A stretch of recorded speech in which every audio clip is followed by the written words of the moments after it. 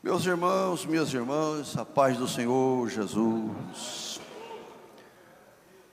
De fato, bem-vindo todos, à casa de Deus. O Senhor está aqui recepcionando os seus servos, A casa é do Senhor, É de Deus. Que bom que muitos vieram. É certo que essa chuva, que caiu agora à tardezinha, início de noite aqui em Goiânia, e alguns setores, mais, acaba impedindo um ou outro de vir. Mas chuva também é bênção, Então está tudo certo. Quem pôde vir, glória a Deus, Quem foi impedido por alguma razão, glória a Deus também.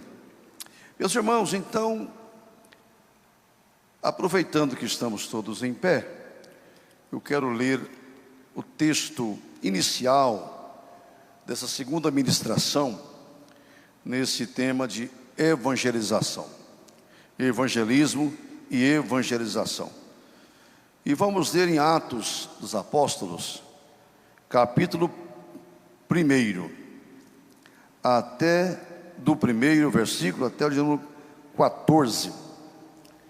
Assim escreveu o escritor dessa carta histórica, Atos dos Apóstolos. Fiz o primeiro tratado, ó Teófilo, acerca de tudo o que Jesus começou, não só a fazer, mas também a ensinar, até o dia em que foi recebido em cima no céu, depois de ter dado mandamentos pelo Espírito Santo aos apóstolos que escolhera, aos quais também, depois de ter padecido, se apresentou vivo com muitas infalíveis provas, sendo visto por eles por espaço de 40 dias, e falando do que respeita ao reino de Deus. E certa ocasião, estando comendo com eles, ordenou-lhes: não vos ausenteis de Jerusalém, mas esperai a promessa do Pai, a qual, disse ele, de mim ouvistes. Pois João batizou com água, mas vós sereis batizados com o Espírito Santo, não muito depois desses dias. Aqueles que se haviam reunido perguntaram-lhe: Senhor, restaurarás tu neste tempo o reino a Israel? E ele lhes disse: não vos pertence saber os tempos ou as épocas ou as estações que o Pai estabeleceu pelo seu próprio poder, mas recebereis poder ao descer sobre vós o Espírito Santo, e sereis minhas testemunhas, tanto em Jerusalém, como em toda a Judéia e Samaria, e até os confins da terra. Depois que lhes disse isto, vendo eles, foi elevado às alturas, e uma nuvem o recebeu, ocultando-o a seus olhos. Estando eles com os olhos fitos no céu, enquanto ele subia, de repente junto deles se puseram 2 homens, vestidos de branco, os quais lhes disseram: varões galileus, por que estáis olhando para o céu? Esse Jesus que dentre vós foi recebido em cima no céu, há de vir, como para o céu o vistes ir. Então voltaram para Jerusalém, do monte chamado das Oliveiras, que fica perto de Jerusalém, à distância do caminho de um sábado. Tendo chegado, subiram ao cenáculo onde permaneciam. Os presentes eram Pedro e Tiago, João e André, Filipe e Tomé, Bartolomeu e Mateus, Tiago, filho de Alfeu, Simão o Zelote e Judas, filho de Tiago. Todos estes perseveravam unanimemente em oração e súplicas com as mulheres e Maria, mãe de Jesus, e com seus irmãos. Até aí, podeis assentar.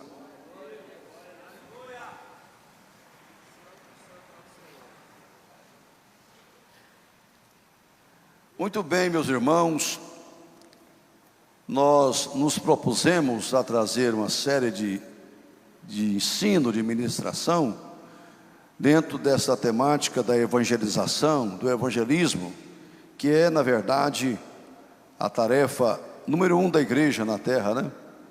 E razão maior da existência da igreja aqui neste mundo. Quem esteve conosco na terça-feira passada, nós fizemos uma introdução e tratamos sobre evangelismo e evangelização. E por que evangelizar?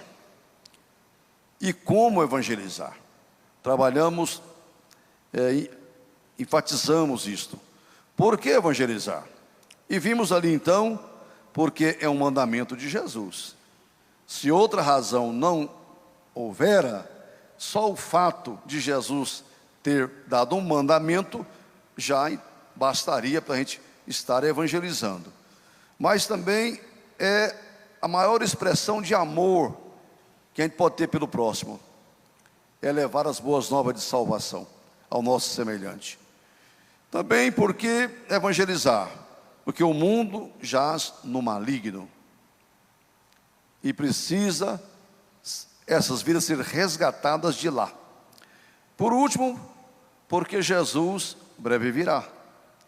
Por isso que devemos apressar a evangelização. Como evangelizar? Tem o evangelismo pessoal, pessoa a pessoa, anunciar, homem a homem, mulher a mulher, criança a criança, jovem a jovem, todos pessoalmente serem evangelizados. É evangelização coletiva, né, em massa. É evangelismo nacional, é o que a igreja está fazendo. E evangelismo transcultural. Vamos hoje chegar até esse ponto, né, do evangelismo transcultural. Mas olha, irmãos, nós hoje vamos tratar do tema a igreja, a agência evangelizadora. E ela é uma agência evangelizadora por excelência. Nós temos muitos braços, que já é chamado braços da igreja, né? Que fala que é braço evangelizador, braço daquilo, braço... E aí tem muitas corporações evangélicas, gente bem intencionada e que fazem um bom trabalho. Mas a missão de evangelizar, ela é exclusiva da igreja. Não pode ter um braço daqui, tem que ser a igreja evangelizando. Não posso sentir que um grupo criou alguma coisa aí, alheio à igreja, né? Uma perna, um braço da igreja. Não, a igreja é o corpo, como um todo. E ela é, por excelência, então, a única agência que tem a missão de evangelizar. Desde a sua inauguração, na verdade, né? No dia de Pentecostes, até hoje, ela é conhecida, antes de tudo, por seu amor às almas perdidas, amor aos pecadores. Se ela não seguir nesse rumo, descumprindo a sua tarefa, se torna uma organização humana, não um organismo vivo, que tem essa missão precípua de anunciar a palavra de Deus. Então veremos que frente à grande comissão de Jesus, nós não temos alternativa, se não cumprimos plenamente o ID de Jesus. Nossos dias exigem um retorno imediato, enérgico, ousado, amoroso, à missão evangelizadora da igreja. Menos que isto, nós não podemos aceitar e Deus não aceita também, não é? Mas então temos o primeiro ponto aí. A fundação evangelizadora da igreja, ou a fundação da igreja evangelizadora, não é? Olha, irmãos, após a ressurreição de Jesus, ele ficou convivendo com os discípulos durante 40 dias, né? Antes de ascender aos céus. Porque Jesus não foi assunto, ele ascendeu, né? Ele subiu por moto própria, por força própria, não é? Ser assunto é alguém levantar ele, né? Suspender. Ele ascendeu aos céus por força própria. Ele voltou para o céu. Então, antes que isso acontecesse, o Senhor Jesus, então, convivendo com os discípulos durante 40 dias, ele instruiu acerca da fundação pentecostal da igreja e sobre a evangelização mundial. Veja que Jesus deu uma resposta, primeiro escatológica, né? Quando os discípulos, naquele momento ainda, já perguntavam a Jesus: Tu vai restaurar nesse tempo o reino de Israel? Então Jesus deu uma resposta dizendo que eles não deveriam preocupar com aquilo, não deveriam preocupar com aquilo, né? Porque os tempos e estações estabelecidas pelo próprio Deus, não competia a eles querer saber, né? Então Jesus afastou no momento. Não vos pertence saber tempos ou estações que o Pai estabeleceu pelo seu próprio poder. Jesus queria que eles tivessem consciência de que naquele momento a preocupação não deveria ser com os últimos dias, mas sim com aquele momento inicial, né? Estava só começando. Então não vamos preocupar muito com escatologia, não. Jesus disse, mas ele deu uma resposta escatológica, mas deu uma resposta pentecostal. Não há tempo a perder. Então o que Jesus falou, nós não vamos preocupar com o futuro do momento, mas para o presente, eu tenho uma resposta para vocês. Recebereis a virtude do Espírito Santo, que há de vir sobre vós, e ser-me-eis testemunhas, tanto em Jerusalém, como em toda a Judéia e Samaria, até os confins da terra. Então Jesus, naquela hora, estava mostrando para eles que sem o poder do Espírito Santo, embora tivesse dado uma missão para eles, eles não conseguiriam levar a bom termo a tarefa de evangelizar o mundo. O Senhor então estava disponibilizando um poder, né? O dunamis, um poder em ação, uma força divina, algo extraordinário que capacitaria os discípulos, que o próprio Jesus falou. E eu citei esse versículo lá em Lucas 4, né? Quando ele leu lá em Isaías: o Espírito do Senhor está sobre mim, porque o Senhor me ungiu para evangelizar. Então, se Jesus teve que receber a unção do Espírito Santo para se tornar um evangelista, para evangelizar, o mesmo poder ele estava destinando à igreja agora. Recebereis o poder do Espírito Santo, a virtude do Espírito Santo, o dunamis de Deus, para poder pregar o evangelho em todas as partes. Não depois Jerusalém, primeiro Jerusalém, depois Samaria, depois Judéia, depois confins da terra. É ao mesmo tempo, tanto em Jerusalém como em toda a Judéia e Samaria e até os confins da terra. Havia um entendimento muito errado, né? De pessoas que não queriam investir na obra missionária, de enviar obreiros para o campo missionário, de evangelizar a nação, ou o mundo, dizendo não, nós não pregamos o evangelho nem em Goiânia ainda. Por que pregar o evangelho no Piauí? Por que pregar o evangelho na África? Se nós não evangelizamos nem a nossa cidade, nem o nosso bairro. Mas Jesus não mandou fazer isto. Ele falou que ao mesmo tempo deveríamos evangelizar o mundo todo. Então a igreja tem que preocupar em evangelizar Jerusalém, que é a cidade onde está, sim. Mas ela precisa ir avante ao mesmo tempo.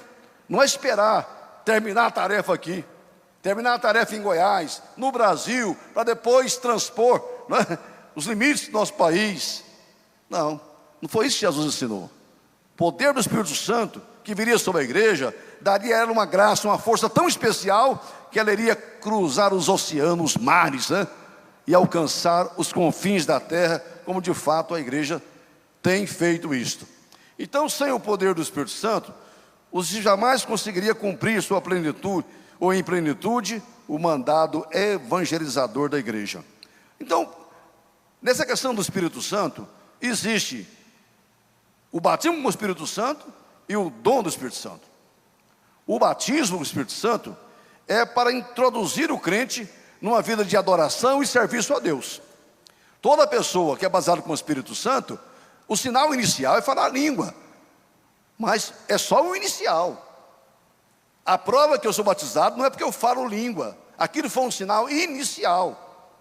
A partir de agora, se eu sou batizado, eu me tornei um verdadeiro adorador, e eu vivo prestando serviço ao reino de Deus, estou envolvido com o serviço do Senhor. Isso é prova que estou cheio do Espírito Santo. O adorador está cheio do Espírito Santo. O evangelista que evangeliza, presta serviço ao reino, é prova, é sinal que é batizado com o Espírito Santo. E os dons espirituais? Bem, principalmente o dom espiritual, ele vem para a expansão do reino de Deus, para confirmar a palavra pregada. O próprio Jesus falou: vocês vão pelo mundo, pregam o evangelho, e em meu nome curarão os enfermos, expulsarão demônios, falarão novas línguas, pegarão em serpente, se beber alguma coisa mortífera não fará dano algum. E esses sinais seguiram eles, né? Então os dons é para a expansão do reino, crescimento da igreja, para confirmar a palavra que se prega, para isso que tem os dons. Mas o batismo com o Espírito Santo, como já disse aqui, é para introduzir o crente numa vida de serviço a Deus, como Jesus falou: recebereis e ser-me-eis testemunhas. Está falando de uma graça para você trabalhar no reino, fazer a obra do Senhor. Então veja que Jesus estabeleceu a sua igreja e capacitou essa igreja, né, para fazer a obra do Senhor. Nós temos também que passado 10 dias desde a ascensão do Senhor, Jesus inaugurou a igreja, né? Porque não pode falar que ele fundou a igreja no Pentecoste. A igreja foi edificada no Calvário, quando Jesus falou: edificarei a minha igreja. E quando ele subiu lá em cima na cruz, ele estava edificando a igreja, fazendo um edifício, construindo a igreja. E no dia do Pentecoste ele só inaugurou. O morador veio morar na igreja e mora nela até hoje, né? A igreja, o corpo de Cristo, é templo do Espírito Santo, edifício feito por Jesus, morada de Deus, como é o meu corpo também, né? O corpo nosso é templo do Espírito Santo de Deus. Então, a igreja do Senhor, a missão prioritária da igreja, de fato, é a evangelização. Claro que eu falei na terça-feira passada que existe um componente social, né? A igreja tem, na sua ação aqui na terra, tem um componente social no evangelho. Mas você não pode preocupar só com o social, como algumas ditas religiões por aí acha que cuidando do social cuidou de tudo, né? Não. O social é consequência da evangelização. Porque quando você evangeliza, o evangelho cuida totalmente da pessoa, integralmente da pessoa. Salva corpo, alma e espírito. Espírito, alma e corpo. E a igreja está aqui para dar sustentação aos que convertem. Aqui se torna uma família, uma casa acolhedora. Em Jerusalém foi assim, né? Foram ganhando alma e cuidando do social também. Não havia necessidade entre eles, não é? Tinham tudo em comum. A preocupação dos apóstolos era tão grande que eles começaram até a abster do ensino, da pregação, da oração. Tão comprometidos com o social eles estavam. Daqui a pouco perturbaram com aquilo, né? Vão criar um grupo de gente aqui na igreja, levantando um diaconato, né, que vai cuidar dessas coisas. Nós vamos perseverar na evangelização, na doutrina, cuidando daquilo para o qual o Senhor nos chamou mesmo. Mas não vamos desprezar esse aspecto social. Estou dizendo isso porque nós não estamos fugindo da nossa responsabilidade social, dizendo que evangelizou, pronto e acabou. Não é isto, não é? A igreja, tão logo estabelecida, saiu de imediato a proclamar o evangelho, para ganhar almas, e a sua prioridade máxima era exatamente esta. Quanto mais evangelizava, mais o Senhor operava sinais, prodígios e maravilhas. A oração daqueles crentes pela evangelização do mundo era tão poderosa, irmão, que certa feita eles reuniram no lugar, e quando pediu a Deus, a ação de Deus para salvar o mundo, para curar, para libertar, tremeu o lugar onde estava reunido, balançou a igreja, balançou o cômodo onde eles estavam lá. Tão fervorosa era a igreja, a paixão que eles tinham para que o reino de Deus se estabelecesse de verdade, não é? Oravam com muita fé e Deus manifestava de uma forma extraordinária, né? A igreja precisa manter o Pentecostes genuíno, sem misticismo, sem sincretismo, sem alvos mercadológicos. Por conseguinte, nenhum evento eclesiástico é tão importante quanto a evangelização. Tem nada fazer nossas festas, realizar nossos eventos internos, mobilizar multidões em congressos e outros eventos que a gente realiza internamente.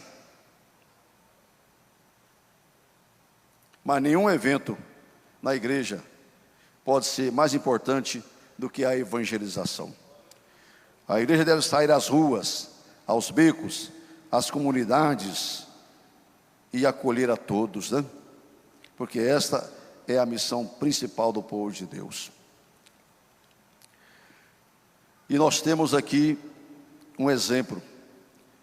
A igreja, a sua missão prioritária da igreja é a evangelização. Já falamos sobre isso. E vamos citar um exemplo de uma igreja, que se tornou uma igreja missionária mesmo, que é a igreja em Antioquia. Vocês podem ler comigo Atos 13, vamos lá na frente, porque Jesus falou que teria que ter visão transcultural, né?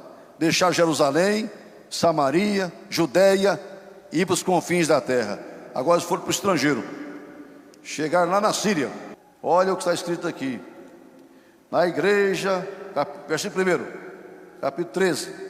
Na igreja de Antioquia havia alguns profetas e mestres, a saber, Barnabé e Simeão, chamado Níger, Lúcio de Cirene, Manaém, que fora criado com Herodes, o tetrarca, e Saulo, servindo eles ao Senhor, jejuando, disse o Espírito Santo: apartai-me a Barnabé e a Saulo para a obra a que os tenho chamado. Então, depois de jejuarem e orarem, puseram sobre eles as mãos e os despediram. Assim estes, enviados por quem? Enviados pelo Espírito Santo, desceram a Seleucia, dali foram para Chipre, Salamina, Corinto, Éfeso, Filipos, Roma, Espanha. Paulo falou, preguei até a Espanha, eu cheguei até na Espanha. Enviados pelo Espírito Santo. Veja aqui o exemplo de uma igreja missionária, né? Que entendeu a razão da existência dela, porque Deus criou aquela igreja para se tornar uma agência missionária. Claro que começou tudo em Jerusalém, se expandiu e chegou lá em Antioquia, mas ali se tornou um exemplo de igreja missionária maior que a própria Jerusalém, não é? Veja os irmãos, que não sabemos quem fundou a igreja em Antioquia. Os dispersos, né? Aqueles obreiros anônimos, porém, souberam como edificá-la na palavra de Deus, no poder do Espírito Santo. Dentre os seus membros saíram os primeiros missionários transculturais do cristianismo. Era uma igreja completa. Em Antioquia, o ministério era completo. Ali havia profetas e doutores. Eles souberam como preparar a igreja para evangelizar os gregos, romanos e bárbaros. A obra missionária deve ser nossa prioridade, ou não conseguiremos dar cumprimento à grande comissão de Jesus. Então veja que uma igreja madura, ela tem membros maduros também, né? Quando tem um ministério sadio, a igreja é sadia, porque ela não cresce numa dimensão, ela cresce em toda a dimensão. Não é uma igreja só de jovens, ou só de velhos, ou só de casais. É uma igreja que tem criança, mas tem adolescente, mas também tem jovens, mas também tem velhos, mas também tem cidadãos, né, em plena época produtiva, tem casais na igreja. É uma igreja que acolhe a todos. Porque hoje tem as igrejas aí que são especialistas em determinados grupos, né? E acolhe somente aqueles. Quando chega um velho lá, ele fica deslocado, né? Ele não encontra o lugar dele. Ou quando chega um mais jovem, tem que sair porque não tem lugar para os jovens, não tem espaço para os jovens aqui. Aqui é só velho, né? Ou só a igreja que prisa muito só famílias.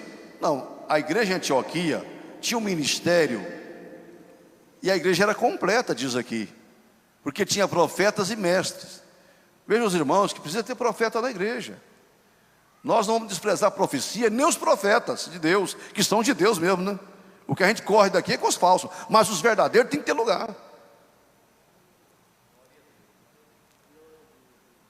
Porque são aqueles que trazem a palavra de Deus, né? O temor de Deus, a voz de Deus para o momento. Mas tem os mestres também, que trabalham o ensino, né? Metódico, dosado, né? Que tem o objetivo de dar maturidade, dar raiz ao povo de Deus, para não ficar no oba-oba, né? Não é um movimento, não é uma coisa que começa hoje, não sabe se amanhã existe. tinha profetas e mestres, uma igreja madura. E nessa igreja o Espírito Santo tem liberdade de falar. E quando o Espírito Santo fala, meu irmão, veja o quanto o Senhor está interessado na evangelização. Poderia ter chamado aqueles homens para outra missão, né? Não, separa para mim a Barnabé e a Saulo para a obra que eu tenho chamado. Eles são missionários, são evangelistas, e eles têm que ir pelo mundo. E veja que ninguém vai sem ser chamado, ninguém vai sem ser enviado. Por isso Paulo falou: como pregarão, como virão se não há quem pregue? Como pregarão se não for enviado? Então a pessoa não pode ir de moto próprio. Não, eu vou, estou indo, né? Não, tem que ser enviado primeiro. E se você tem chamada para ser enviado, o Espírito Santo vai dizer: fulano, fulano. Ele fala o nome da pessoa, ele inquieta a liderança da igreja. Mas não é a pessoa ir, né? Jesus falou: ide por todo mundo. Mas não vai correr não, fica em Jerusalém. Fica em Jerusalém na igreja, até ser revestido de poder. Aí tem gente que antes de ser revestido já sai correndo. Jesus mandou, né? Chega lá na frente, não tem mensagem, né? Igual aquele camarada do Antigo Testamento, né? Deixa eu correr para dar a notícia. Quando chega no rei Davi, e aí? Ó, eu vi um barulhão lá, muita gente em volta de um corpo lá, não sei dizer direitinho não. Então sai da frente.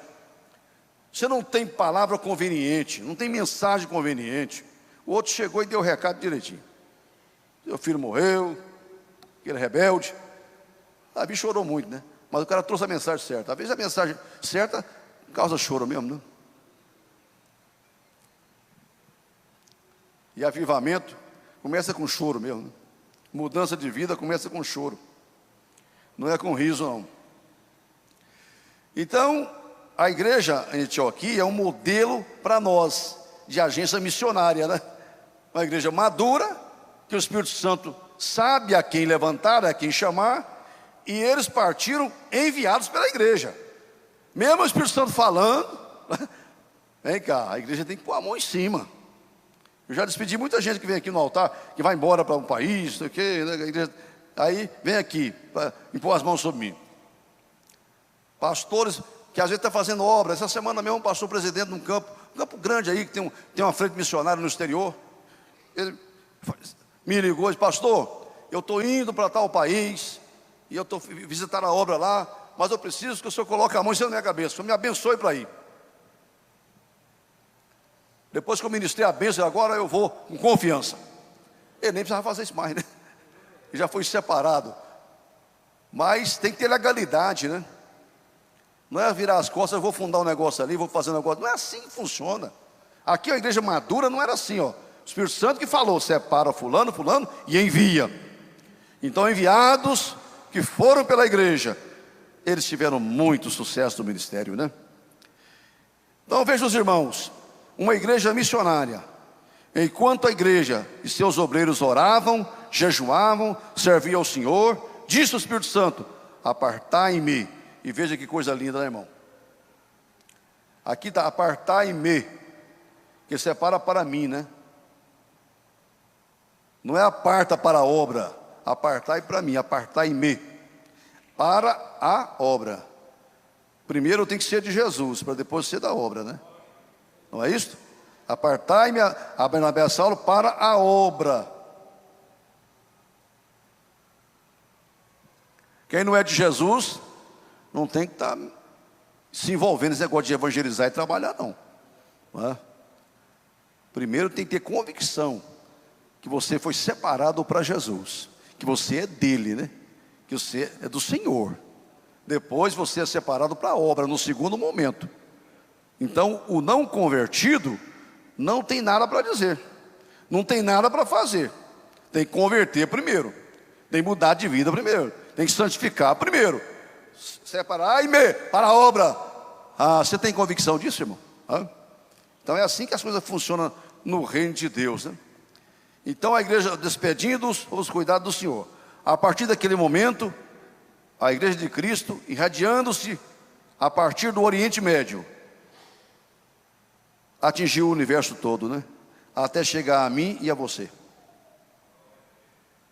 Foi a partir dessa hora, né? Com essas palavras, começa o grande movimento missionário da igreja, até os confins da terra. Até então, estava Judeia, Samaria, Jerusalém, mas a partir de agora, veio aos confins da terra. Os princípios missionários vistos no capítulo 13, são um modelo para todas as igrejas que enviam missionário. Então veja aí, a atividade missionária é originada pelo Espírito Santo, através de líderes espirituais que estão profundamente dedicados ao Senhor e ao seu reino, buscando-o com oração e jejum. A igreja deve estar atenta ao ministério e atividade proféticos do Espírito Santo e sua orientação. Os missionários que são enviados devem fazê-lo segundo o chamado e a vontade específica do Espírito Santo, mediante a oração e o jejum. A igreja, buscando constantemente estar em harmonia com a vontade do Espírito Santo, confirma a chamada divina de determinadas pessoas à obra missionária. O propósito é que a igreja envie somente aqueles que forem da vontade do Espírito Santo. Pela imposição de mãos e o envio de missionários, a igreja indica que se compromete a sustentar e assistir os que saem à obra. A responsabilidade da igreja que envia missionário inclui demonstrar amor e cuidado para com eles de um modo digno, orar por eles sustentado financeiramente, inclui até ocasiões especiais. Você não pode mandar o missionário e esquecer lá. Quanta gente nós já socorremos, né? Porque a igreja que me mandou tirou a mão. A igreja que me mandou não me sustenta mais. Isso não é fazer missões à luz do amor de Deus, né? Ela tem responsabilidade com quem ela envia, para sustentar financeiramente e cuidar daquela pessoa. O exemplo nós tivemos agora com o nosso missionário na África, que está lá há alguns anos, sustentado pelo campo de Campinas, e sofreu um acidente terrível lá. Até hoje ele está acamado. Mas não tem faltado recurso. Cirurgia cara, tratamento difícil. A mãe dele tem que ir pagando a passagem, vai para cuidar do seu filho. E passagem daqui para o Malawi não é barato, ir de volta. Mas nós temos responsabilidade, não tem? A igreja enviou. Não posso simplesmente virar as costas agora para os missionários. Por que o trabalho ainda hoje no Nordeste brasileiro engatinha? É porque as igrejas não enviam os missionários para lá. E alguns estados, quando enviam, não dão sustentação para eles. A pessoa não fica lá. Logo a família começa a sofrer e ele não suporta a dificuldade e abandona o campo missionário. Falha da igreja, culpa da igreja. Então nós estamos tratando de uma igreja que Jesus fundou. E ela veio caminhando, na história de Atos dos Apóstolos. De acordo com aquilo que Jesus determinou, ela foi avançando. Foi avançando. Até chegar nos confins da terra. E aqui alguém falou que o Brasil é os confins da terra, né? E é o último país nosso aqui, é o Brasil, Uruguai, Argentina. É no cantinho aqui, né? Caminhando aí para a Antártida já. Então, é os confins, numa direção, somos nós. Outra direção tem a Oceania, outra direção tem outros países mais distantes, mas o Evangelho já chegou lá.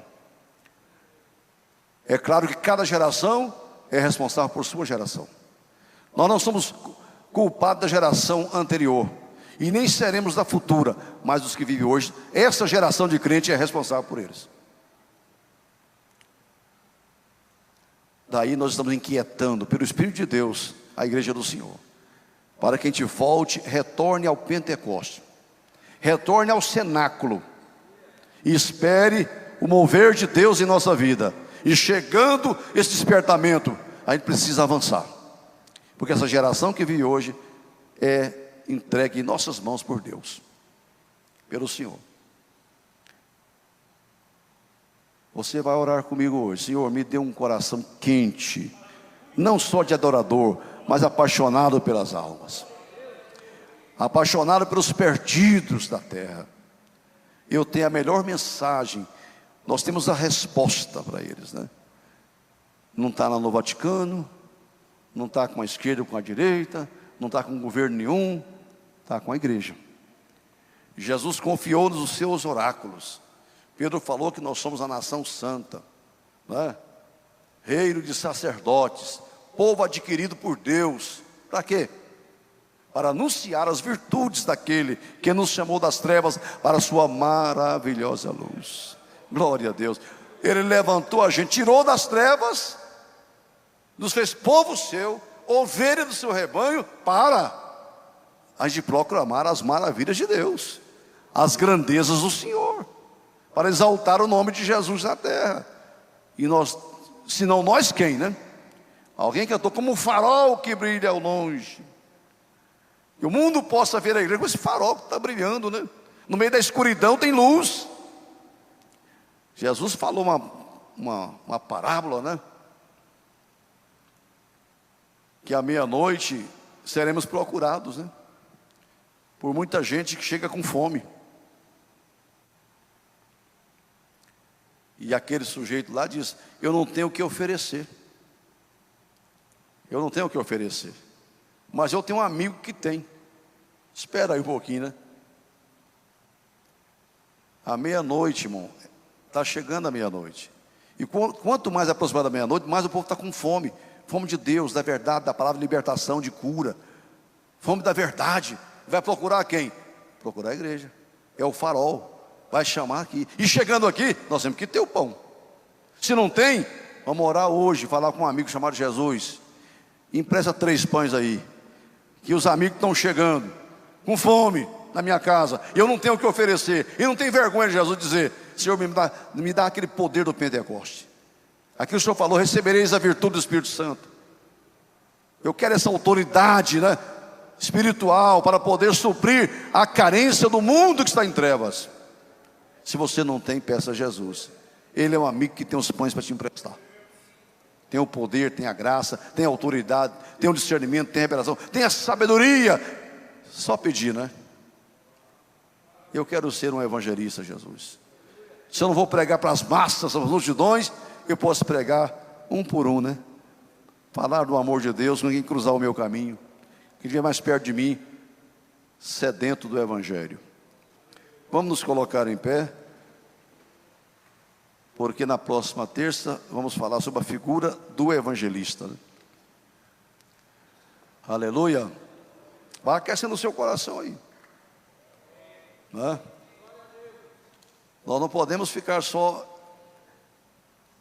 em Jerusalém, né? Isso aqui está bom demais, né? Não. Tem um mundo aí esperando por nós, né? Você pode orar comigo? Eterno e querido Jesus, nosso bendito Salvador, oh aleluia, Senhor. Oh Deus, o Senhor está vendo o propósito do coração da tua filha, do teu filho, da igreja do Senhor, de redescobrirmos, ó Deus, a nossa missão principal. Estamos pedindo que nos torne novamente apaixonados, ó Deus, pelo trabalho do Senhor, pela obra do Senhor. Devolva no coração de cada um amor pelos perdidos, a paixão pelas almas, o desejo de cumprir com a tua ordem, de ir, Senhor, onde estão as pessoas, em todo tempo, em todo lugar, levando-lhes a libertação, o amor do Senhor, a mensagem de salvação.